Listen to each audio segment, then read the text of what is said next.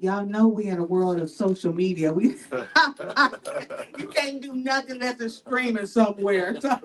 So that's because she had to station me because I've been walked all over the place, walked all over the store. So my name is Danya Craddock, co-owner of the Doc Bookshop. Thank you guys for coming out. There is a lot going on in the Metroplex today. And so I am just happy that we have some folks that came out here just to support literacy, reading, books, and everything we got going on at the bookstore. The Doc's been around for about 17 years, a labor of love, total labor of love.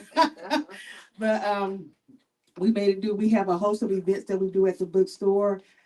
We have a variety of different sections at the bookstore, from your greeting cards to your personal care to your home care to our award-winning section. Western section is a Spur award-winning section because we believe in African American representation as well as geographical representation. That means we're lifting up writers and storylines that are based in Texas. So we are excited about that. But I have an exciting conversation that's taking place today. You know, Larry Wansley, it's just his story is so amazing. And so when we had the opportunity to do an event with him at Trinity River Book Festival, we jumped at it. And then we said, oh, we got to do something around the holidays because we always try to do Texas love around the holidays. And this was a perfect event to center around story, Texas, and every person coming out of this area, their stories to be deserve to be shared around the world. So we're happy that we have that story here today with Larry Wansley. And he will be in conversation with Andre McEwen. He has been just a tremendous advisor for the bookstore, someone to lean into. He is board on the board for the Metropolitan Black Chamber of Commerce. And he's also a graduate of Morehouse College. So he's doing some major things in terms of culture, creativity, the arts, and he's just working with students and adults around Texas or Dallas Fort Worth area for opportunities. So, and Larry Wansley, I'm going to read his bio because it just deserves to be read. It's so much. I'm an old guy. I want to just point out some guests real quick too. Before I go into the bio, and there's a couple of other guests. I know Mr. Wooten is here. And I tell the story all the time. Mr. Wooten led to one of our biggest book signings in the Dallas Fort Worth area, and that was Deion Sanders. I have to tell the story. He gave me a contact person to call, and he said, I just want you to call this number because I want Deion Sanders in this bookstore. And I called the number and I said, well, Mr. Wooten, Bubba Wooten, Coach Wooten told me to call, and I can send my press kit, I can send everything about the Doc Bookshop, and whatever you need, I have it available. And he said, don't send me all that. You already said the name. He said, do not. He said, don't send all that stuff to my phone and to my emails. I don't want to. You already said the right word, and we're going to leave it at that. And we're going to do whatever he can to make that happen. And I want to say we were one of 4 bookstores in the country that hosted Deion Sanders. And he has so much in that room. Deion has so much amazing things to say about this bookstore, about Wooten. So we are just honored to have his present, as well as his guest. He brought his grandson, which is knees and legs are moving like. This is my friend's grandson. Oh, the friend's grandson. Sitting here, like here with. Okay, his grandparents are sitting back here. We got a crew here today, and we got somebody showing the cowboy love with the cowboy Santa hat on here. For the TV, he got his cowboy shirt on here, so we are cowboy down ready, and we are representing Texas right now. So, Larry Wansley. Let me say one other thing about yes, sir. Deion. I went to the University of Colorado, so that's where Deion is now. Yes. We're trying to help him again. Oh my God. And he made that connection. He went to University of Colorado, and that's where Deion is back is as well. And I also want to say that they're also doing a documentary. I can't tell that, it's too late. I haven't told it. But they had a whole reunion up in Cleveland, Wootondale, during a Hall of Fame. And so I think there's a lot of footage. I was supposed to fly out there. I didn't quite make it, but I wanted to. It was July 29th of this year. So yes, Larry Wansley is a globally respected leader in the aviation, maritime, sports, entertainment, and corporate security worlds. He is the author of FBI Undercover and his latest book, Tough Streets, Rough Skies, and Sunday Sidelines. He was a Marine, FBI undercover agent, and pioneered the player counseling and security program for the Dallas Cowboys. His position became the standard for all NFL teams. Wow. During a leave from the Cowboys, he was Whitney Houston's security director, which inspired the hit movie The Bodyguard. The NFL established its international league with Larry as the founding security director during the Iraq Gulf War. After the war, he became the head of global security for American Airlines and its partners, American Eagle and TWA. His team earned the FBI Director Award for its identification of all 9/11. My paper's been 9/11. I should have this memorized. I am going to show you 9/11 terrorists. His passenger screening program, his passenger screening program proposal became the model for creation of the TSA after 9/11 terrorist attacks. So we won't hold that. We won't hold it for that one, right? It's a great program. It's a great program. Shoes off and all. So when I go through TSA, I won't think of it, okay? Throughout his career, Larry has been involved in developing programs, mitigating major crisis events, shaping policies and security protocols that impact governments, sports, aviation, travel, and humanity worldwide. He credits his achievements to the support of Cowboys legend Tex Schramm, Tom Landry, Jerry Jones, Bob Kendall, former president and CEO at American Airlines, and his buddy, Mr. Wooten, that's here in office today. Larry retired from the Cowboys October 2025. I'll still go to the games and I still try to feel safe. To focus on global consulting projects and speaking engagement. And you can reach him. We're going to give all his contact information at the end. But before we get started with the conversation, please watch this video that we have right here. Ashley, go ahead. Turn it up, Ashley. You ever meet someone whose story sounds so unreal and so cinematic, you're just waiting for the credits to roll? Let me give an explanation or something. Folks, go ahead. Jesse, you got me? Okay. I wanted to put this into context for you because this came as a surprise when I retired from the Cowboys in October, just a short time ago. And my peers from around the world, security professionals, and we've been down so many incredible trails together. And they put that together as a surprise for me to commemorate my Cowboys career in all the years. And anyway, it was about a surprise. It is the first episode of a series recognizing security professionals around the world that they had and the impact on safety, security, intelligence, you name it. So I was absolutely blown away by the fact that they did that as recognition for the relationships and the work that I'd done all over those years. But I will say that none of what I have been able to do, been blessed to be able to do, could have happened without a lot of people making me look a lot better than I really deserve. People holding you up, people committed to the same ideals and dreams and focus and everything else. And I would be remiss, I right now want to go on record once again to thank my mentor, my friend, my brother, John Wooten, because that man is a legend, and I would not have done anything with the Cowboys without John. So thank you. Hey, go ahead.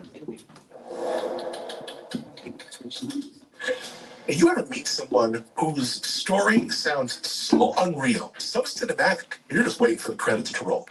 That is Larry Wansley, Marine, FBI undercover agent, security chief for the Dallas Cowboys, shielded coach Tom Landry from an active sniper during Monday Night Football that was live on TV. Bodyguard to Whitney Houston. She was like a daughter to me. And when I took the job and I told Houston, her father, I will protect her just as I would my very own daughter. He served as the global security director for American Airlines during 9/11, where his department laid the groundwork for what would become the TSA. Unfortunately, we as a nation have short memories. So one thing that I'm about is trying to keep that moment alive because it's vitally important in our history. It affects everyone. Larry Wansley isn't just a witness to history. Dude has shaped it. Whether it was undercover with the FBI, in the huddle with the Cowboys, in a war room on 9/11, he's brought integrity, vision, real grit to some of the toughest rooms in the world. And now he's put his powerful and jaw-dropping life into a book called Tough Streets, Rough Skies, and Sunday Sidelines. It's not just a page turner, it's a masterclass, really, in bravery, straight up badassery. Larry, thank you for your service. Wow. I'll turn this over to Andre. Yes, good afternoon. It's always a pleasure. This is my second opportunity and pleasure to be sitting next to Mr. Larry Wansley. And if anybody feels secure, I feel the most secure right now. Yeah, I've got my own security guard and I've adopted here. But Larry, always a pleasure. Good to see you again, and in good health and taking care of yourself. It look like you're ready to take some criminals down again. Always. Always. Let's start. If you haven't read the book, if you haven't purchased it, first thing first, buy the book. A lot of information, 27 chapters of good information. And so as a Morehouse guy, I love reading, and I'm continuing to read, Larry, all the information and the subtitles and the themes, and your humble nature of who you are as a person is just so powerful for me personally. So I just want to thank you for this opportunity. But let's start in Festus, Missouri. Festus, Missouri. Anybody know where Festus, Missouri is? You've heard of Festus? Gunsmoke? No? Okay. Gunsmoke. Right. So Larry, talk to us. Let's capture this from Festus and let's move to Compton. Festus, Missouri, counselor, and I'm looking at Coach Wooten, player Wooten. I'm the son of a coach myself. A coach can know good talent. He knew good talent when he saw you.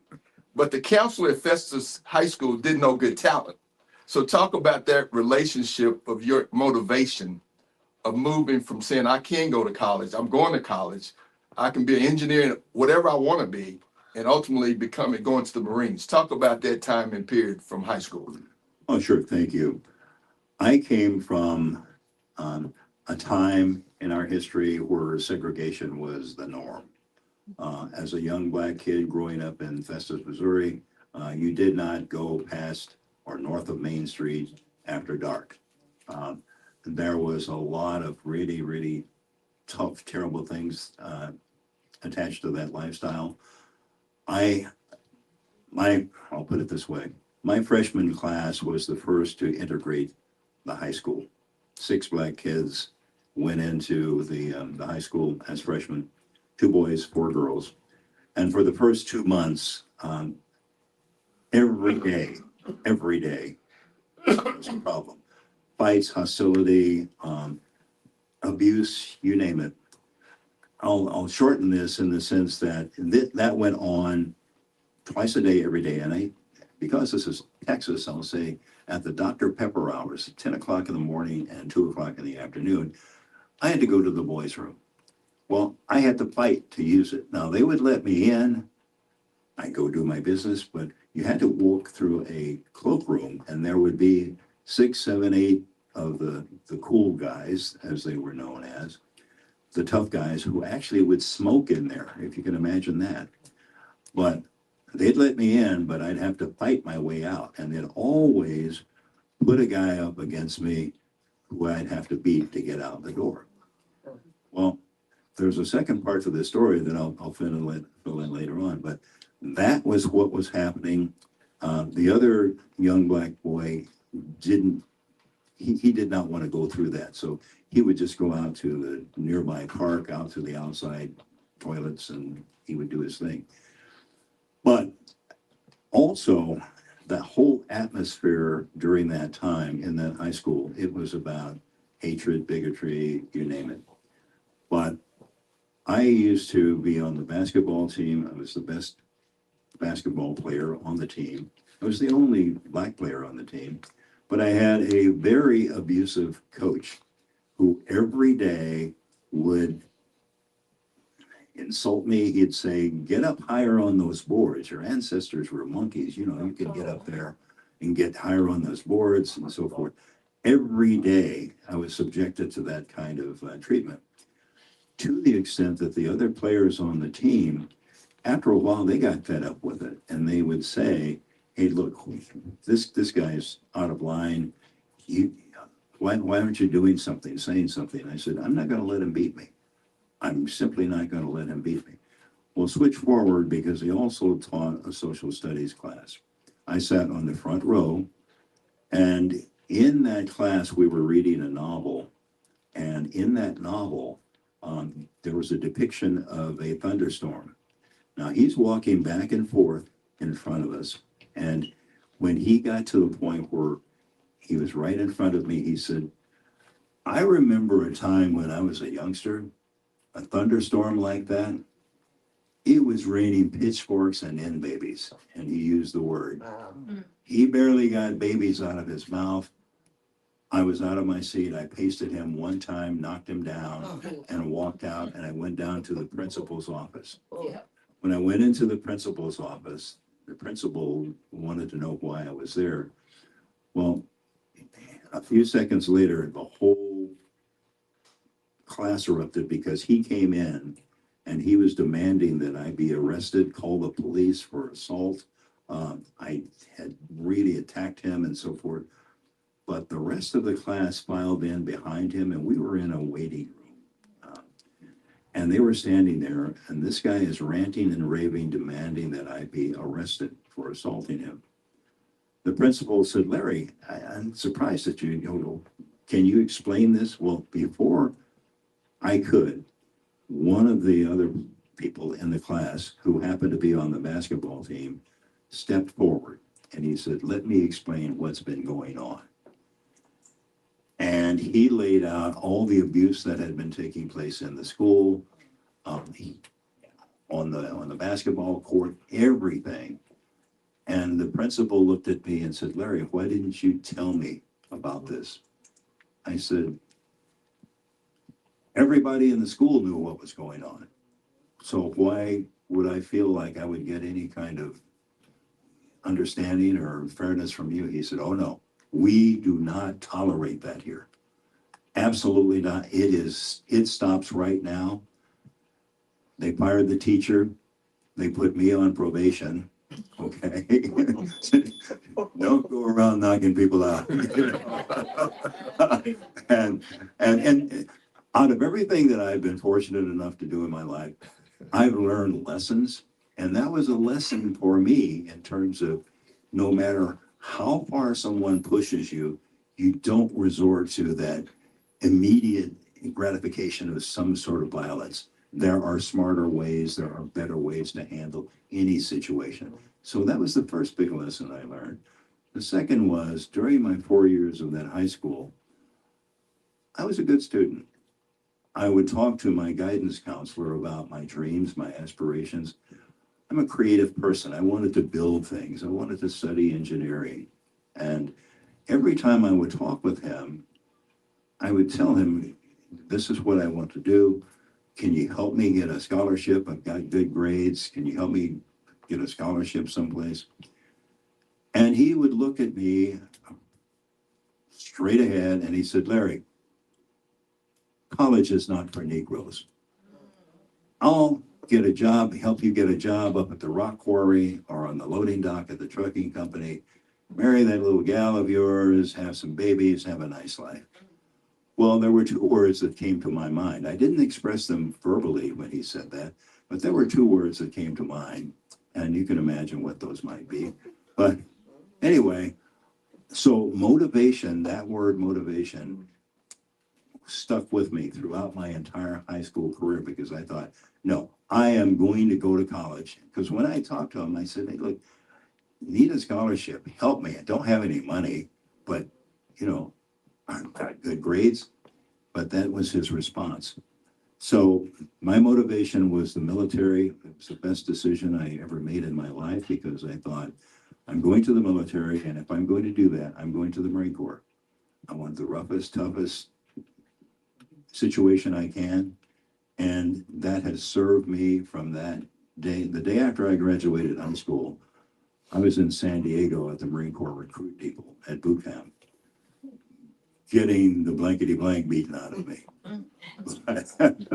But it was a good foundation. That's the cornerstone of who I am. And it really set the tone for the rest of my life. So that's kind of a long-winded response to motivation and everything else. But that's what got me on the path where I. Sure. Well, let's talk about Compton, California a little bit. Counterfeit rings, drug deals, undercover. There was a gentleman, Drake Magruder.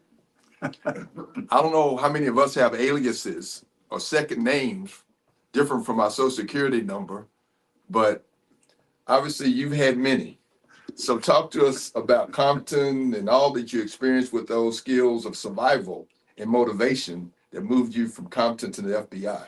Well, thank you. I actually, as I said before, I'm a creative person. I like to build things and what have you.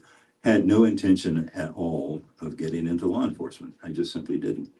But one day, by happenstance, I happened to see a guy at a bus stop. I had been down to the beach. I was going to college in LA. And I'd been down to the beach and I saw him at a bus stop in Compton as I went through.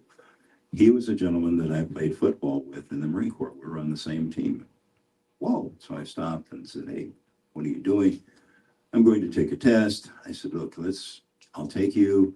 We'll hang out afterward and everything else. Long story short there, I didn't even know what the test was for, but I wound up because one of the officials said, you need to get in there. You can't stay out here. I took the test. I happened to pass it. My buddy didn't. And I wound up getting a job as a police officer in Compton, California, right in 1965. And for those of you that don't know, Compton is adjacent to Watts, one of the toughest areas in Los Angeles. Well, the Watts riot started and it spread into Compton. I was a rookie. Had been there just a matter of days. And the watch commander came in and said, we've got to get you rookies out in the street. We need every uniform on the street. There were 12 of us. My partner and they said, we're going to pair you with veteran officers. Don't worry about a thing. You'll be okay. You're safe.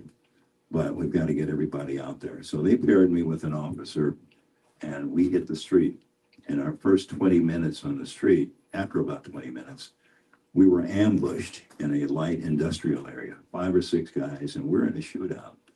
I'm going to tell you something that is a situation where, again, this is another mistake that I made because my partner and I were shooting back. Imagine the scene. Everybody, it's hectic. There's a lot of gunfire. You're nervous. My partner was on the other side of the car, and he said, get us some help. I did know 999. That is, officer needs desperate help right now. So he said, get us some help. Well, amidst all the gunfire, and there were about 60 or 70 people that were overhearing the conversation, the broadcast. So I grabbed the mic, and again, it's hot, you're sweating, you're excited, the adrenaline, you name it, all this stuff is going on. And I put that word out, 999, and the dispatcher got back to me. And again, I don't have any conscious recollection of keying the mic or anything like that. But the dispatcher asked, what's your 1020? 1020 means where are you? And that was a lesson that I learned that day, because to this day, it resonates with me. I made a big mistake when I yelled with the gunfire in the background, yelled to my partner across on the other side of the car, "Where are we?" That was a dumb thing to say. That was really a dumb thing to say. So he went full bore Samuel Jackson, Pulp Fiction on me, called me every possible thing he could. And I'm getting this dressing down over the airwaves that everybody's hearing me, right? Needless to say, the situation, we got it under control, we got help and everything else. But when we went back to the station, walked in, and my partner didn't speak to me, first of all. As we were walking in, two officers came out and they got in my face and said, "Wansley, what's your 1020?" To this day, every couple of years, those of us that are still around, we stay in contact, and we'll have a reunion or something. But if one of them calls me or they send me an email or whatever, the first question they ask me is, "What's your 1020?" Cops are merciless, but it's all in good fun. But the point of it is, going back to the Mandrake situation, one day as a young cop, I was just sitting in the break room having a cup of coffee, and I was reading the paper. And one of the detectives came by and said, "Look, we need somebody for a lineup. And look, why don't you change clothes? We need to get you into the lineup." And I said, "Okay, I've never been in a lineup before." But he said, "Just, get up there and just follow orders." I went in, I changed clothes, I went up, and I was part of this lineup. And so there are the five guys up there. And I'm standing there thinking, well, and they're going down the line. And I think I was about the third person or something like that, or fourth person. And they asked the guy next to me, "Well, what's your name? Step forward, blah, blah, blah, blah, blah," the whole routine. Well, his name was Willie Magruder. And then it dawned on me about that time when they were finished with him, I need to step forward and I need to give him a name. And I thought, oh man, I hadn't thought about that. So when they called me and stepped forward, "What's your name?" "Mandrake Magruder."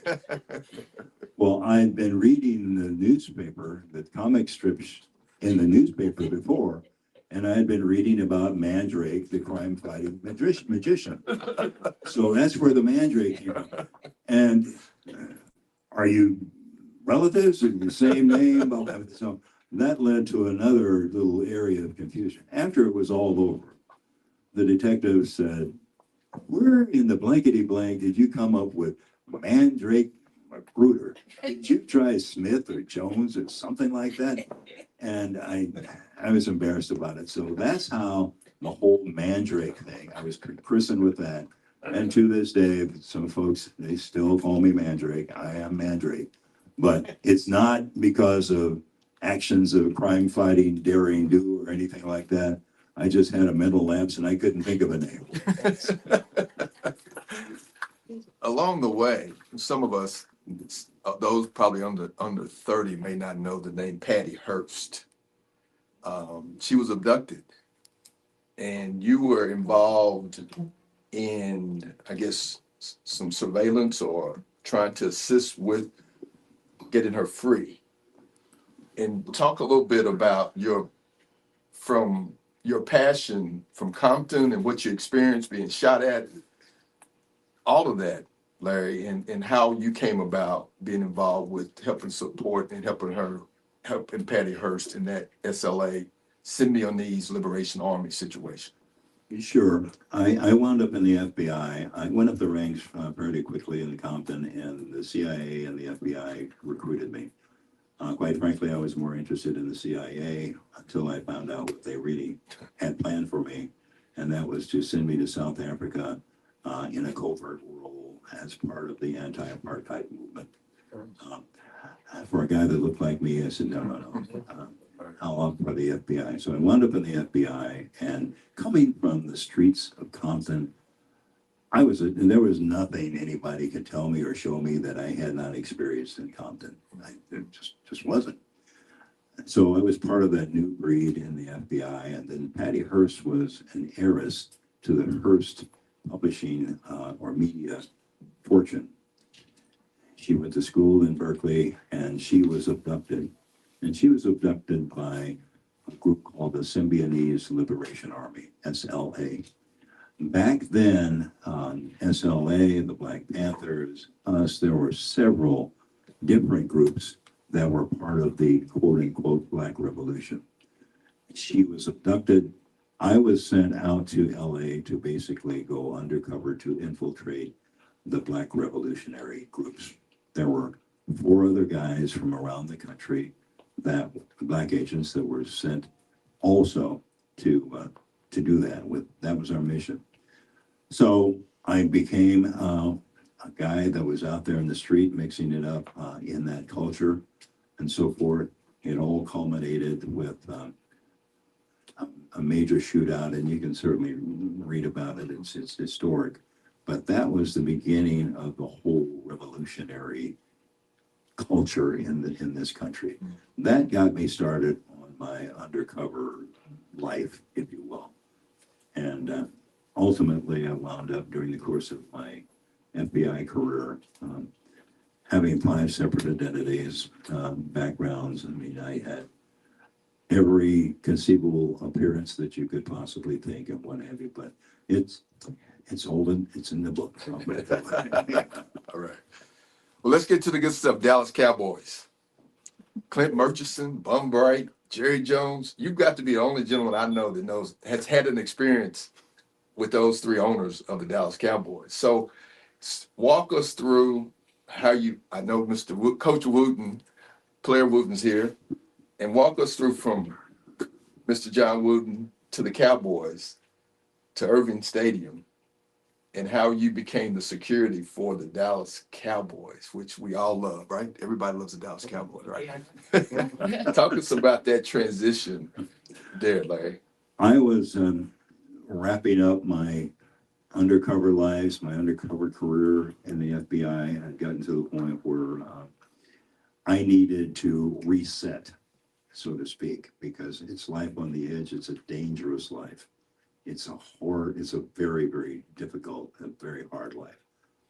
And I needed to reset. I went back to the FBI Academy at Quantico as a counselor and the National Academy, basically to kind of reorient myself to real FBI life. And right after that, they were going to send me to Arabic language school in Monterey, California. And that was my destiny. But I had had that reset opportunity as a counselor. And lo and behold, then Mr. Wooten pulled another miracle, because he had been in conversation with Tex Schramm, the general manager of the Cowboys, about the fact that they desperately needed help. At that time, back in the early 80s, cocaine was a major problem in the league with players and everything else, other professional sports, but it was a major problem. And John, who is like a bulldog, but he's got that bone, and he's got a purpose, and he's got a mission. He doesn't let go, and he really, really convinced Tex that we need some help. I was that person that was blessed to be selected, and at that time, there was no security in the NFL. It consisted of 2 guys in New York and then a group of contractors in every city who were retired police officers who had their own business, but they were contracted to the NFL. No team had security. No team had player counseling or player development or anything like that. So I stepped into this fresh new world, and had it not been for, again, people holding me up, John was an advisor to me. I mean, he was a counselor. He was everything to me. But when I took the job with the Cowboys, and I'll share a moment with you, because I had been notified to meet Tex Schramm at his house on a Sunday afternoon. And I did. I went there, as I said, on the street, and I was clean. I was in a three-piece suit, showed up with my resume and everything else. And Tex came to the door, a la Rodney Dangerfield, baggy Hawaiian shirt, Bermuda shorts, a drink in his hand. And he said, "Hey, come on in, how about a drink?" "Well, no, sir, not right now." Okay, well, we sat down and we had an absolutely delightful visit, all during which he keeps offering me drinks. And I keep tactfully declining. Well, after about an hour or so, Coach Tom Landry showed up. Tom Landry, I thought I was going to have a heart attack because when he came in, he looked like a mortal man. He looked like he had been mowing his grass or working in his garage or something. He was not that impeccably tailored, fedora wearing person that you saw on the street, on the TV. And he came in and then he sat down and we, again, continued conversation. He was telling jokes and I'm sitting there thinking, I'm here with two legends. One's kind of trying to get me drunk. The other's telling these kind of corny jokes, but it's a good time.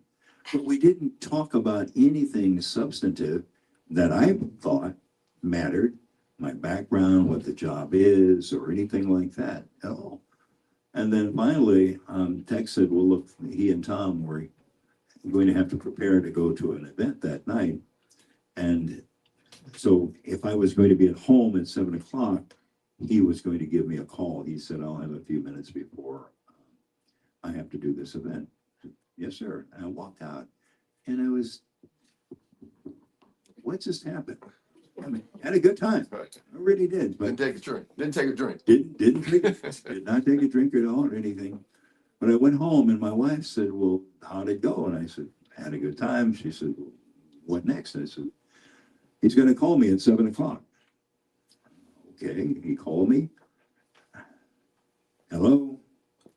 Larry, this is Tex. Oh, yes, sir, Mr. Schramm. No, none of that, Mr. Schramm, blah, blah, blah, blah, blah. I'm Tex. Yes, sir. Hey, I sure would like to have you on my team. How about it? Wow, that's really great. Okay, well, you be at the office at 9:00 tomorrow and see a guy named Joe Bailey. We'll get you on our payroll. I don't know if you need to give the government 2 weeks or 6 months. It doesn't really matter. You'll be on our payroll tomorrow. And then whatever time it is you need to give the government, you just do it. But see Bailey, he'll get you squared away. But I have to go give this speech. Click. And I was standing there and my wife is looking up at me and she said, what just happened? I said, I think I accepted a job with the Dallas Cowboys.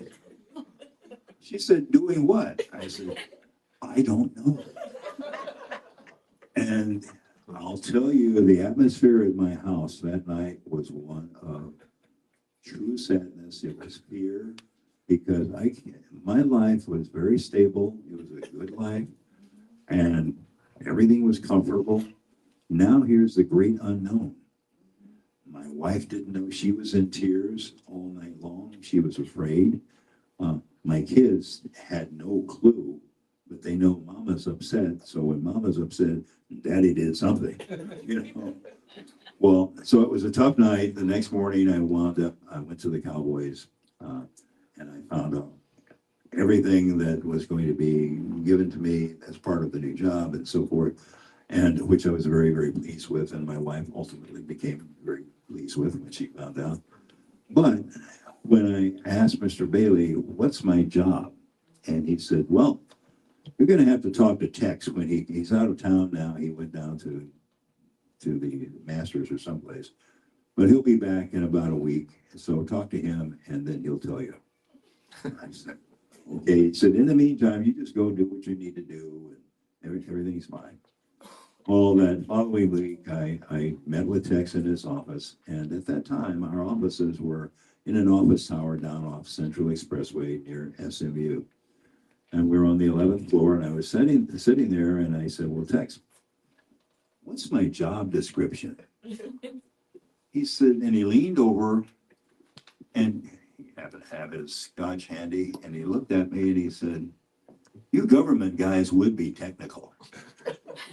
I said, well, yes, sir, you're paying me some pretty good money. What do you want me to do? He slowly turned his back to me and he looked out over the city. And I was sitting there thinking, boy, did I screw up or what? Did I make him mad or whatever? But he was thinking, and then he slowly turned back around. And this was one of the most profound things about my cowboy career, because he looked me in the eye and he said, when the players are on the field, they're Coach Landry's responsibility. As soon as they come on, they're yours. Your job is to make sure that when they go back on the field, there is nothing that prevents them from being the 100% best football player they can be, mind or body. And I sat there and I was kind of sort of paralyzed for a second. And I said, okay, what kind of a budget do I have to do this? He said, budgets, we don't worry about budget. You do what you need to do. You've got your job description. He said, so don't worry about budget. I'm giving you a blank canvas, kid. Paint me a masterpiece. But don't blank it up. So I walked out of there, and again, this was one of those defining moments in one's life. I walked out and I'm thinking, okay, what do I do now? And at that time, again, cocaine was a major problem in the league. So I reached out to Calvin Hill, Paul Warfield, and Coach Sam Retigliano in Cleveland.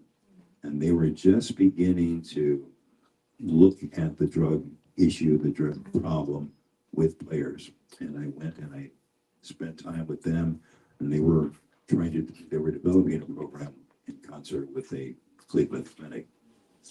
From there, I went to Minnesota into a facility, a rehab facility called Hazelden. And the administration approved me being there. And I lived with addicts for a whole month. They put me in with people that were addicted.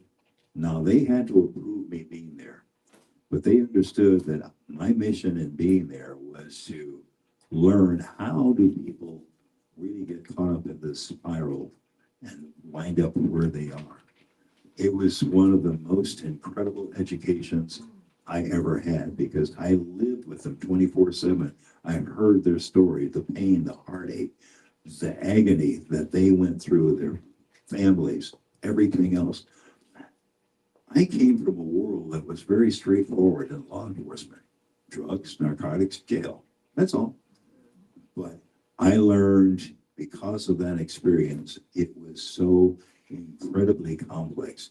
All those things that really factor into a person's life came to the forefront during that time when I was really living with those people.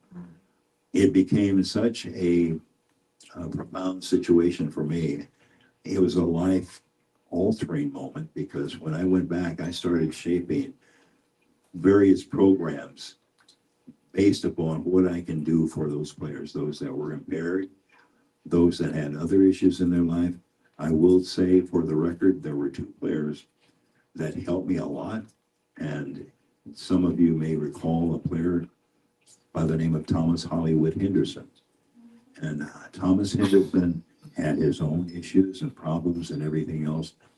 But he and another player named D.D. Lewis stepped forward independently of one another. They did not know each one had reached out, but their message was the same. Every conceivable way I could screw up or I've had problems, I've experienced it. I want to help you help my brother players. And that formed a lifelong bond, because those guys were perfectly candid. They were open. They were committed to doing everything that they could to help me help their brothers. So that's how the whole Cowboys world, all the programs, all those things really began. But again, as I said before, it was because of other people kind of holding me up, educating me, guiding me, showing me, giving me insight here and there. And so I've been very, very fortunate. I've been very, very blessed. But that's how it all got started at the Cowboys. Sure. And along the way, you took a side gig one summer to be the bodyguard for Whitney Houston. So, I mean, just a side gig. So your father calls you, John Houston calls you and says, I need you to protect my daughter. So talk about protecting one of the most profound, notable, singers of her time. How did you go about protecting Whitney Houston for one summer? Well, the rest of the story is one where John Houston, her father called and said, she is going to go international. Up to that point, she'd been touring the U.S. and he said her security has been basically her friends. He said, now that we're going internationally, I need a pro. And I keep asking around, and your name keeps coming up. So he made me an offer, made me several offers and so forth, which I declined. And I guess at that point, I was the first person that had ever turned them down because she was at the height of her popularity and everything. Great singer. I didn't know him. I didn't know her. I just enjoyed her music. And he kept calling me back and he said, well, look, you're not playing football until the fall. At least come talk to us and maybe we can work something out. And because you're not playing football now. Again, testament to the fact that Tex Schramm was a brilliant visionary. When I went and talked to him and I said, well, you're not going to guess what happened, but here's what's going on. And he looked at me and he said, well, who's Whitney Houston? I said, well, she's the hottest thing in this world right now in terms of entertainer. He said, okay, let's think about this. The NFL is going to start an international league. The NFL is going internationally. They want to start another league. So if I let you go do this, you need to assure me of a few things. Number one, I can reach out and get you no matter where you are. Number two, if the operation here won't suffer, you can run it from afar. Well, I had a great staff, so I was okay with that. He said, so as long as I can get you, and the third caveat is you have to promote football while you're bouncing around the world with her. Okay. Switch forward. And I took the job, obviously, and every stop along the way, when we check into our hotel, I'd have 3 or 4 boxes of Cowboys swag, t-shirts, hats, you name it. To the extent that everybody, you all understand the concert circuit and everything, there are always other entertainers in the audience, and it's a big party.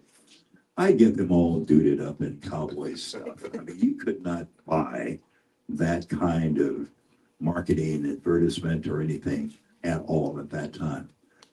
Whitney was like a daughter to me, and I had promised John, her father, I'll protect her just like she is my daughter. She was great. She was a person that was vulnerable in many ways. My problems weren't necessarily about her, but the people around her. But anyway, so we had a great relationship. They did what I said to do after I threatened to quit right after I first met her, because I said, this is how we're going to do things. And her assistant and Whitney said, well, her assistant said, no, we'll tell you how it goes. And I said, okay. Went back to my room and I started packing my bag. And then John Houston, and this was right after we got started, and he came and said, what's going on? I said, look, you hired me because I know what I'm doing. I went to meet with them and tell them how we're going to do things, how the protocols and the procedures are going to be, how we're going to work. And I was in no uncertain terms told, no, we will tell you how it goes. So you're wasting your money and I'm wasting my time. Adios. I'm out of here. And he said, no, wait a minute, not so fast. He said, I'll fix this, which he ultimately did. And I stayed, but we formed a very, very tight bond and relationship and what have you. But I will tell you that I'm very, very proud and very, very grateful for the time that I had because she was a different person during those months, those several months before I went back to football. She was indeed a different person. All those other demons and other factors that entered into her life after I left, I'm truly, truly sorry for her because I could see it coming. But anyway, it was one of those things. It was a real tragedy. You could see this deteriorating step by step. I had recommended that they hire my assistant to replace me, and they said, well, we're not that comfortable with it. So if you'll kind of be a consultant advisor or whatever, somebody that he could lean on or ask for advice. He was a very, very good guy. We're dear friends today, but he was very, very British, very, very stiff, very regimented. And he, quite frankly, he had difficulty acclimating to black folks and entertainers and that whole world. And he got to the point where he felt compelled to expose everything, which I told him it does not, no, you're making a fatal mistake. He did, and the rest is history, so to speak. But I will say that, no, my time with Whitney Houston was something that I will cherish always because I knew a different person. I really did. Sure. And it was a tragedy, a very tragic situation with her, and it happens all over the world with many people all the time. And we are in a situation where we have to really pull together to do everything we can to be a resource and help people. Basically save them from themselves. Sure. Now that's the testimony, and I'm sure Mr. Houston thanks you for your commitment to securing and protecting his daughter during that time. I'm just curious. I'm a Cowboys fan. I think I told you that early on. I'm on Jerry Jones. Just the one interaction that he understood what your demands were, and you understood what his demands were. If that could be, if I could say it that way. Well, the word demand is not appropriate. in that, no, I had no demands that he wanted to hear. Okay. No, he basically continued the programs that were established under the previous regimes and everything. No, Jerry and I get along fine and so forth. He and his family came in. It was a different world for them.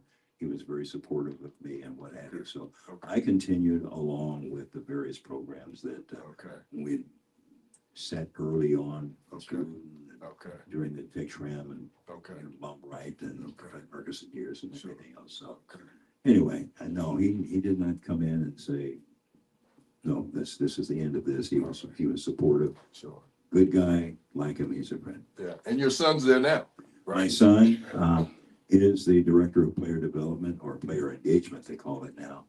But my son basically is continuing all those programs that I was fortunate enough to start at the Cowboys, because what we did at the Cowboys, all that was adopted by the league, and now it is universal throughout the league. Every team has those programs.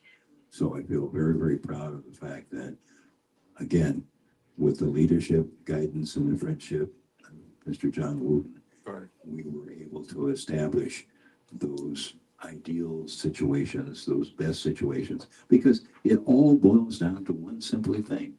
We care. We simply care about the people that we're working with, we're charged with. We want to help them have a better life, take advantage and use the opportunity that they have to the maximum, because all of you know about situations where you have a young guy who comes in, all of a sudden he's on top of the world, lots of money, he can do no wrong and so forth, makes a lot of money in a short period of time, and in a heartbeat it can be over because he gets hurt. And then what does he have to show for it? Because he has not prepared for life beyond football. So basically, the position that morphed from mine to what my son's is and everything else, it's simply you're a life coach. You are simply a life coach. Things that youngsters here as they grow up, they're exposed to, they learn about, they have that kind of experience in life. You take a young athlete because of stellar athletic ability and everything else, a lot of them are pushed through the system because of what they can do. And you can quote me forevermore, they're used up. They're used, and then when they're used up, they have nothing to fall back on. So those are the kind of situations that the programs are really focused on eliminating. Just a good, solid life balance about everything. Family, career, morals, you name it. That's what the whole program is about. And I'm so proud of my son, Brian. He grew up around the team. He really did. And no, I'm not going to share a story. One of the organizations that you were involved in and set new policies and procedures as relates to security was American Airlines. And you set that and made sure security for individuals coming through the system, detection systems, and talk about, you know, your experience at American and ultimately the whole 9/11 situation that we unfortunately went through and how the industry has changed and how security has changed, TSAs and all those things. And your thought on being proactive and preventative and so that that doesn't happen again. Well, a complex situation, but I'll try and capsulize it for you. First of all, either thank me or blame me, but about the TSA. Many of you in this room can remember a time when you could go to the airport and you could walk right up to the plane, up to the gate, see off whom, you know, you're going to wave goodbye to, or meet whomever who's coming in to see you. That was a time that morphed from that to one where then you had the checkpoint screening and so forth. What airlines contracted that work out, and there were several companies that did that. They hired people that were not strong performers, but they didn't pay the kind of scale that you could get. You could really get top quality performers.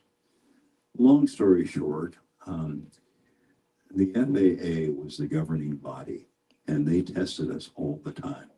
They were always trying to sneak threat items through, knives, guns, you name it, whatever. And for every one of those failures, at that time it was $11,000 per incident. Now it's $37,000. But the point of it is, for all those violations, and this took place, this applied to all airlines, all airlines. The FAA would come in and we would get a failure. Well, all of those came to me. And I had a couple of analysts in my department that processed all of those. So we always had a stack of violations, always, as did every other airline. We were all in the same boat, but we were really kind of using the same contract companies whose margins were very, very thin, and the performance of their people was abysmal. And we could fire a company. Hey, look, you know, all these fines, you're not functioning properly, and so we're going to go with another company. Well, we go with another company, and all they did, they were all drawing from the same labor pool. So what they would do is, okay, they'd hire this guy over here, and he just changed shirts, and he's back doing the same thing. That's the way life was for the airlines at that time. One day, in conversation, and Bob Crandall, and actually today is his birthday. Bob Crandall, who was the chairman and CEO of American Airlines, and I were having a conversation about several things, but one of which was security. security screening. He said, there's got to be a better way. And I said, there is. And I reeled off about 7 or 8 points. And he said, why aren't we doing it? I said, well, got to talk to the government about that, you know. And he said, well, look, let's do this. We'll set aside some money for you to really go study that. I want you to come back to me with a turnkey program that is going to fix all of this. You've got to do your regular job, so we'll put a little extra money in there if you want to hire somebody to help you. So for all of 1996, I worked on that. I met with many members of Congress and people in the industry, et cetera, et cetera, et cetera. At the end of the year, gave him the program. Here it is. This is how it's legally structured. This is how it operates. This is how it's funded. Everything. That was December of 2000, or December of 1996. In January, a month later, he presented it to government and industry. Everybody liked it, except one airline. Well, the FAA took the position that, well, we're going to study this more. And, you know, in the meantime, I tried to keep it alive, twist arms and everything else because it was a good program. It really was. Anyway, life was that way until 2001, September 11th, 9/11 happened. And all of you remember, except for the youngsters here, how our world turned topsy-turvy, upside down, horrific, absolutely horrific experience. And then I was in the command center at American Airlines, and I get a call from the Secretary of Transportation's office. They said, send the proposal back. 2 months later, it became the law of the land in the form of the TSA. A few cosmetic changes here and there, but that was basically it. But switching back to the horror of that morning, because I wanted to share this with you. Every morning at 7:45, we had a conference call with our vice chairman, a gentleman by the name of Bob Baker. And Bob was a phenomenal man and person, and he was really an expert in the airline business. Bob Baker, you could show a nut and say, where's this from? He could tell you the plane, the part, or whatever it is, where it comes from. Phenomenal man. I have the greatest respect and admiration for him and Bob Crandall. Anyway, that morning, as I was walking into his office, his assistant said, Larry, hold up. Got a call for you. It's from the center manager. And I got on the phone and I said, yeah, and it's a gentleman by the name of Craig Marquis. And I said, what's up, Craig? And he said, we've got a missing airplane. What do you mean you have a missing airplane? He said, Flight 11. We cannot raise Flight 11. We've been trying. We cannot raise 11. Okay. Well, we have protocols. We've got, one thing I can tell you, we've got protocols and procedures for everything. And I said, okay, let me get a hold of the FBI. I called Danny Devenbaugh, who was the head of the FBI, Dallas division of the FBI. I said, Danny, I've got a missing airplane, Flight 11, blah, blah, blah, blah, blah, blah. In the meantime, there are TVs on all over the place. We carried news constantly. So I'm on the phone with the head of the FBI office, and while I'm on the phone with him, there is a reporter standing in front of the North World Trade Center tower. Excuse me. And he's reporting that a small plane has crashed into the tower. And the camera panned up, and you could see this plume of smoke billowing into the sky. And I said, Danny, you're watching your news? And he said, yeah. He said, there's a guy reporting a small plane crashed into the North Tower. I said, yeah, it's probably a private out of Teterboro. And, but look, let's get back to my hijacking, my plane. Let's get back to that. And as soon as I said it, we both watched United 175 crash into the South World Trade Center tower. At that moment, my knees went weak. We both knew. Danny said, we're at war. we both knew the world just changed because it was an act of terrorism. We then, a lot of things happened right after that, obviously, immediately. Well, we ordered our planes at American, we ordered our planes on the ground about 10 minutes before the government actually put that stuff out to everybody. Because I told our chairman, look, we don't know what else is out there. We don't know, so let's get the planes on the ground, which we did. After that, Flight 77 into the Pentagon, and American 77, and then United 93 into the field in Pennsylvania. But we had no idea what else was happening out there. But about a month later, I was at Ground Zero, tromping through the debris, the smell of death and oil, and I mean, it was the most sickening experience and feeling that I ever had. And I was with fire department, New York Fire Department people, police, FBI, FAA, and we're going through all this rubble. And I'll share a story with you because it's heartbreaking even when I think about it now. There was an elderly gentleman off by himself, and he had a shovel and a rake, and he was methodically raking. He was almost as though he was in a trance. And I asked one of the officials, I said, why is no one helping that guy? And he said, that's old Joel. He's a retired firefighter, and both of his sons are firefighters, and their bodies are in here someplace, and he's searching for them. I teared up, I choked up because it's what an absolutely heartbreaking experience one could think. I mean, think about my own kids, my own family. But here this man is so focused on raking through this debris and this rubble to find his boys. And that will be with me. There were so many memories of tragedies and everything else in the airline business that will always be with me.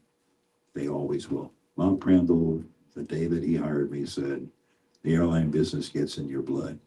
It's in mine. It really is, because every time I fly, every time there's any kind of aviation news or what have you, it resonates with me. I'm thinking about what took place, what could be taking place. It's an ever-changing dynamic in our world. We have to be right 100% of the time. The bad guys only have to be right one time, and they will wreak havoc, devastation, pain, heartbreak, tragedy on everybody. Sure. Thank you for your plan, Larry. Thank you for your plan. Thank you for TSA. Thank you. I think we all want TSA to be protected by families and individuals. So at this time, I want to open it up. Danya, I don't know how much time, but I see some curiosity on faces still. But let me do that before we close out. So questions from the audience. Go ahead, Trina. Got a question? Got a question? Yes. So you've done so many things in life and so many things over the years. Why are you just decide to retire? Well, So much more to do. Why are you retired? there are several friends in the audience that are chuckling with that. No, I'm just doing something different. That's all. I mean, I am, for lack of a better description, I'm an adrenaline junkie. This book is kind of a recollection of all those crazy things. Well, not all of them, but a lot of them. And I have been very, very close to losing my life 7 times this far. And it recounts a lot of those. I will share one with you, which was the closest I ever came. And that was during my undercover years. And as I said before, I had 5 separate identities and all that kind of stuff. But I came to Dallas to get out of undercover work. I had just finished a very successful operation on the West Coast after a couple of years. And I was here one day, and I was right back in it. Now, it was my choice, but it was such an incredibly fascinating case that my supervisor, my squad supervisor said, this has your name on it. And I said, yeah, I agree. So in an undercover capacity, I became the business partner of a corrupt sheriff out in Gregg County, Texas. Corruption was the name of the game in East Texas. Elected officials, you name it, everybody had their game going. No crook did business in that part of the state without paying off to somebody.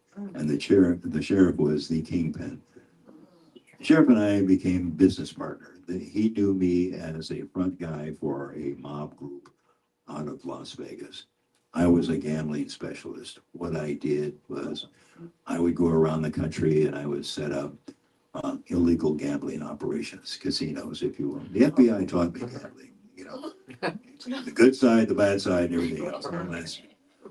But that was who he knew me as, and he and I were business partners. Until one day, he had a couple of his deputies pick me up. There was a particular club that I hung out there at Longview. I had met with him many, many times, one-on-one, no wire, no surveillance or anything like that. But this particular night, we went to an oil field in Kilgore, Texas. And he said, and we met him there. He said, let's take a walk. And we're walking across the oil field. It's about 1 o'clock in the morning, moonlit night, oil pumpers pumping and all the normal sounds of an oil field. And as we're walking along, he said, you know, the word around town is that you've got a lot of action going and I'm not getting my share. I'm not getting my piece of it. That's bad for my reputation. And about that time, we slowed and we stopped and he pulled his gun out and he cocked it and he put it right here against my head. And I noticed also there's a very deep, freshly dug hole nearby. Well, my thought process was in an instant, okay? But I thought, I got a problem here, okay? If I tell them that my mob people will take him out if he whacks me, if he kills me, well, he runs that whole section of the state, so let him come on, okay? If I tell him that I'm really an FBI undercover agent, he'll just bury me deeper. So what I did instinctively, it was not planned in any way, shape, or form, but I got in his face. I cursed him out. I called him every vile name that I could think of. I told him how stupid he was. He's going to kill the goose that lays the golden eggs. You are dumb, blah, blah, blah, blah, blah. Shoot me. That was a dumb thing to say. But it got his attention because he looked at me and he kind of looked me in the eye and he smiled and he said, I guess we won't have to have this conversation anymore, will we? I said, no, we won't. They got me back to my car. I went to my apartment. I walked in the door. I went over and I got a big bottle of Jack Daniel's whiskey. He drank. A water glass, no mix, no ice, no nothing. And it was, I poured it and I bombed out on the couch. But the timing was such in that investigation because the FBI had been working on this case for years and years and years. When I showed up, it was right at that time that it was the perfect time to insert an undercover agent, and that was me. So that told them that we need to bring this thing down. There were 21 people that were arrested, a big roundup at that time, including the sheriff and other officials, you name it. It was the biggest thing in East Texas, in the Tyler Federal Courthouse, Smith County. in history. People were sleeping out on the sidewalk and in their cars, sleeping bags, you name it, just so that we get a place in the courtroom to watch what was going on. It was a situation where there were so many dynamics, and it's in the book that took place. But never in my life. I mean, and I love the courtroom. It's just an area I'm very comfortable with. But the hatred between that sheriff, who was one of 4 defendants that were undergoing the trial, we were looking at each other, and if the old expression, if your eyes could, they were daggers, you'd be killing each other. And it got to the point where it was so thick that the judge admonished both of us. He said, Agent Wansley, you know better. And Mr. Welch, you'll watch the rest of the trial in a jail cell on the television set if you don't knock it off. I apologized. And he was right. He was right. But I was so, well, I won't say anything more, but it was very thick in the courtroom. The bottom line was that they were convicted. That night, the chief deputy hung himself in his jail cell. It was the biggest thing in that whole section of the state. As best as we know, there were probably 17 murders that the sheriff was responsible for, state charges and whatever. So it was a really big deal. But that's the closest I came. I've been in several shootouts and near plane crashes and all that, but it doesn't get any closer than this. Oh, so, true 007. Yes, sir, Mike. Larry, Yes, sir, Mike. what year was that? I have relatives in Longview. I'm just kidding. No, I do. But what year? 1979, Wow. Okay. Yeah. Tom Welch. Yeah. Yep. Wow. Attorney Edmonds? Yeah, question? Attorney. I was interesting. I love your stories, all of the things, the life stories. We need to know those. I like the fact that you said that the young athletes that come in that are not ready for the money that they received on this big contract. Do you offer any services to like the Dallas Cowboy young players that come in to help direct them to be wise users of all of that money? Happens all the time, every day. I mean, we got started going back to John and me in the very, very beginning, developing those programs. And my son runs those programs now. But have you ever heard of the old expression about leading the horse to water? Yeah. So the resources are there. Yeah. They are there. And that's all I can tell you. And we work constantly to remind them that, look, all you need to do is tell somebody. That's all you need to do. All the help is here for you. Guys go out and they party and get drunk and they get drunk driving or accidents or whatever. We started with car services for them. Look, all you need to, we don't want you driving. We'll take you home. Our expense. You don't have to worry about a thing. And we went through several manifestations of that, several versions of it. But there's a certain thing about the youngsters. Not all of them. Some of them are beginning to get it, but some of them thought, well, hey, this is all some kind of a scheme because now you're going to be finding out where I am at night, those kind of things, and suspicious and so forth.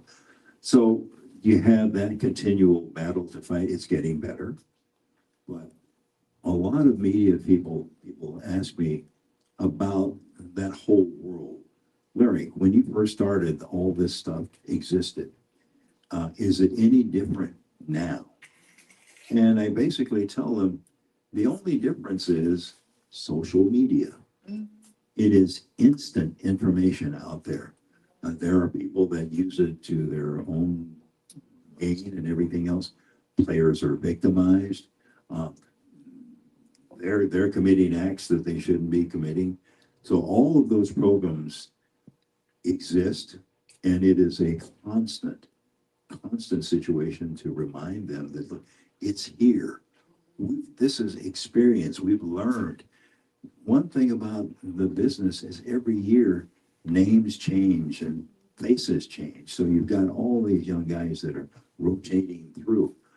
But the point of it is, it really boils down to faith in the system. We know, John knows. I mean, this is stuff that, my son knows. This is stuff that we live and breathe and everything else. And all we simply want to do is help them.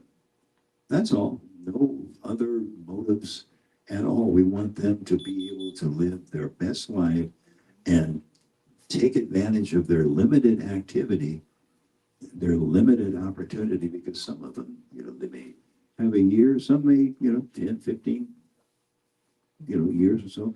But a lot of them think that, oh, I'll go in here and I'll play for 10, 12 years. Well, that's a good program. Yeah. Well, I'll check it out later on. It's here for you right now. A good example, a lot of you hear in the news and everything about players when they're out on the road and their homes being burglarized and thefts and things being taken care of. Well, everybody in the world knows that, well, this guy's out of town. Okay. There are programs in place to protect their property while they're out. There are programs that exist like that. Some still don't use it.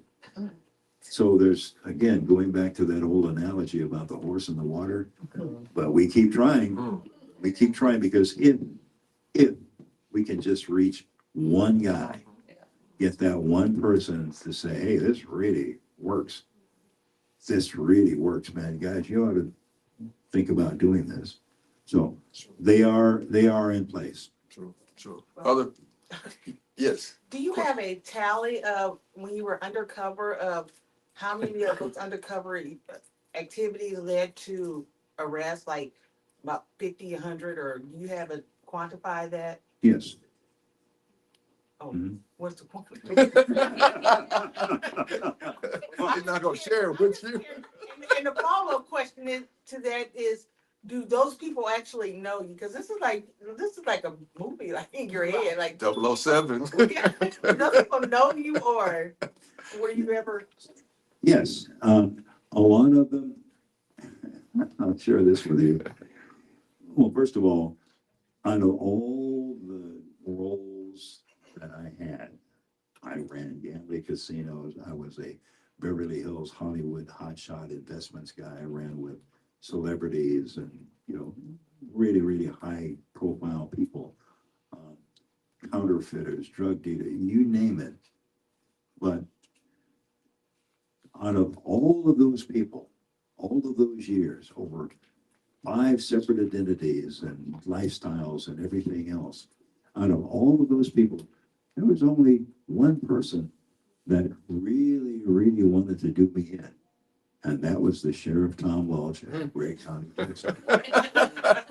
That was it, because somehow, some way, the people that I dealt with, we formed relationships. They were friends. There were some of them that wanted to do business with me, then I would push them off. I don't want to do that because I don't want to be responsible for you being arrested. Now, if somebody else is going to do it, I'll work with somebody else. They can be that front person to take you down. But for whatever reason, the Lord blessed me with a technique where I really formed friendships with those people who happen to be crooks. That's all. So you never had to have security? No. Wow. Okay. No. Okay. One quick thing I'll tell you, when I first joined the Cowboys, there was a lot of publicity. Cowboys hire FBI super spy and all that kind of stuff. I had people that were in jail, in prison, guys that wanted me to be a character witness for them at their parole hearings. People that wanted jobs with the Cowboys to work security, to protect the cheerleaders. They were in jail. So that will give you some sort of indication of the kind of exchange or interaction and relationships that I had with them. And most of them, practically all of them, except the sheriff and his crew, all of them basically took the position that when they were arrested, some were really astonished. They were surprised that I was actually an agent, that I got them. But there was a certain amount of respect because it was like, hey, man, you got me. What can I do to help myself? And the majority of them rolled over. They became informants and so forth. but that's how it all worked. And so, no, the sheriff was the only one that really wanted to do it. One last question. I think we got time for 3 more. I think I Was- was more. I've always wanted to know, was Patty Hearst really kidnapped? Yes, Really? she was. She was really- very cooperative. I don't know. No, there's a thing called the Stockholm Syndrome. I got it. And no, she was kidnapped. She was fearful. I mean, she went through that whole gamut. She went Wow. from being this very rich young, Mayor, yeah. heiress, and then to this hard-nosed revolutionary that would blow you away. Wow. Yes, but What was her outcome? I don't. she married a Secret Service agent. No, she did. Really? Yeah, after all of that, she was arrested and went through the whole legal judicial system process and everything else, and then came out into the real world, and she married a Secret Service agent that was, Right. yeah. Wow. Thank you. Yes, did I say it? Yes, ma'am. Yes. My question was similar to what hers was. I'm trying to say how to say this, because the way you speak, I wouldn't believe you were undercover agent. And I'm just trying to think how you were. Did you dress a certain way? Did you act a certain way? And it seems like you respect all the criminals. That's probably why they didn't do anything to you. You kind of gave them respect and you got along. You didn't treat them like they were, So how did you get through all that? 'Cause if I met you, I wouldn't think you were undercover FBI or. Well, that was the whole point.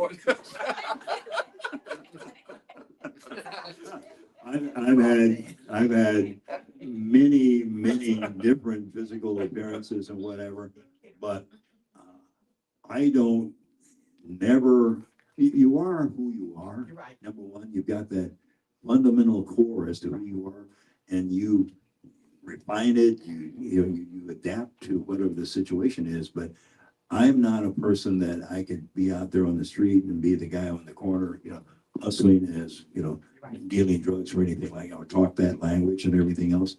No, and that's not me. So I use my abilities and skills and whatever to basically personify that image that I create. And that image is simply one that I'm an educated guy. I'm in the business about making money, as are many other people.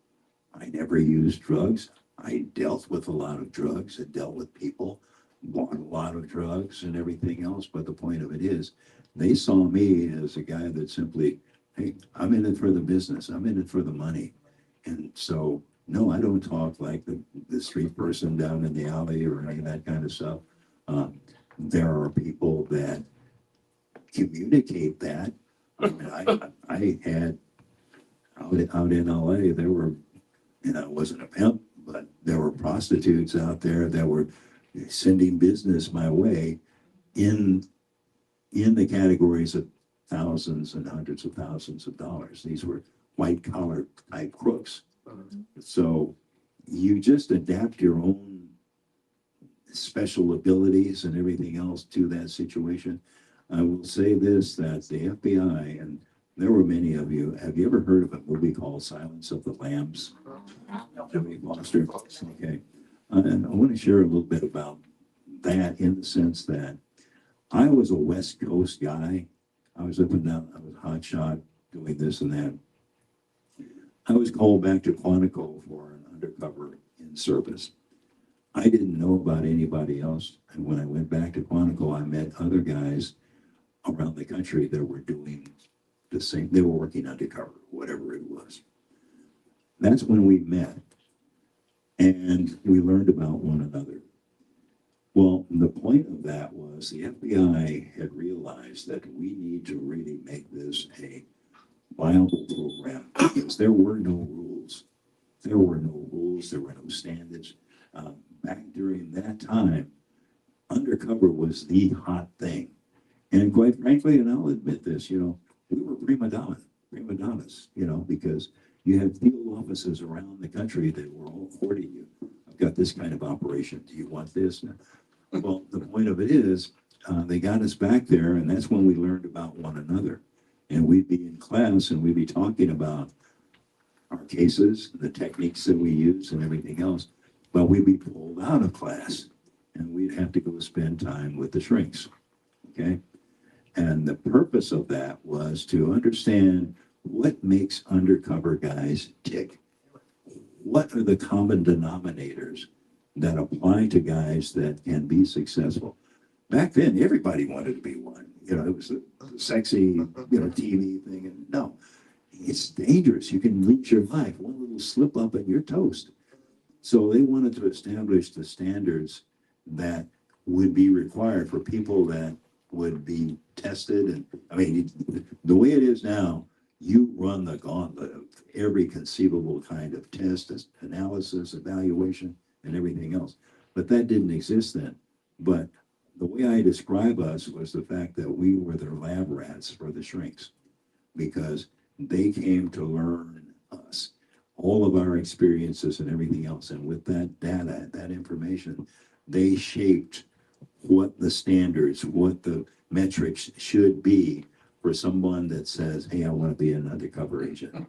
Because over here, they may raise that hand, but by the time they get out over here and they make it, they have been through hell. They really have. So that, going back to Jodie Foster and the Silence of the Lambs, that really depicted what that unit was about. And I can tell you in no way, shape, or form would a brand new agent be put into a situation like that, like she was in the movie. But as the saying goes, that's Hollywood, right? Right. My last question, your family, your husband, your children, and during that whole time, Larry, safety, and I know prayerfully and faithfully, I understand. However, what was that risk like in your mind in making sure they were protected while you were doing your undercover in your various, positions? I will say, I'll respond this way, and because I have the greatest amount of love and respect for my wife and my kids because of what I put them through. My daughter tells me, even now, Dad, you're trying too hard to make up for all those other years. You're trying too hard. Be yourself, Dad. Because what I put them through, I would not wish on anybody else. My wife raised my kids during the formative years. She did. She was working, she was mother, she was mom, she was driver, she was everything. And I'm so blessed that God put her in my life. I really am, because I was out there being somebody else, living a life. I would get home, once in a while I get home, maybe once or twice a month for 2 or 3 days at a time. And when I would show up, I was a stranger. I frightened my kids. Here's a strange guy that shows up. They didn't know me. We didn't know each other and everything else. So the psychological dynamic of living in that, my wife and I, we made a deal when I first started doing that undercover work, that when I did come home, I would leave the other guy outside. Well, as you began to become more and more successful in relationships with crooks and everything, and back then we had pagers, we didn't have cell phones or anything, but it became increasingly more difficult to separate the two. When I showed up, initially, yes, Larry Wansley would walk through the door. Lawrence Keaton or one of the other aliases stayed outside. But after a while, they became the same person.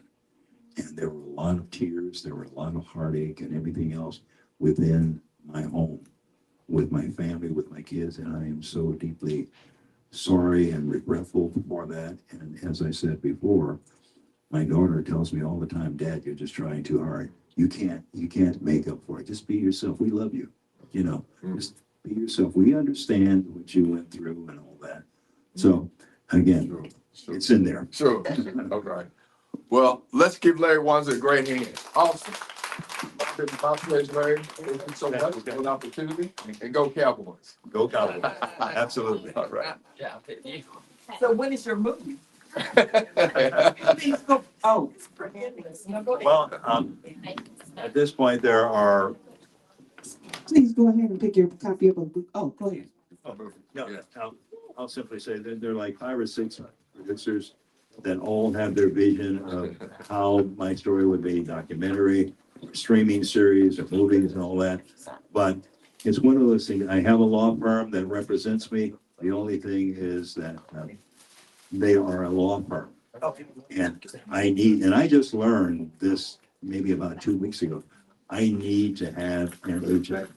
Netflix, George Lucas Studios, a lot of them are interested, but I need someone representing me. The lawyers are the lawyers, they're not the agents.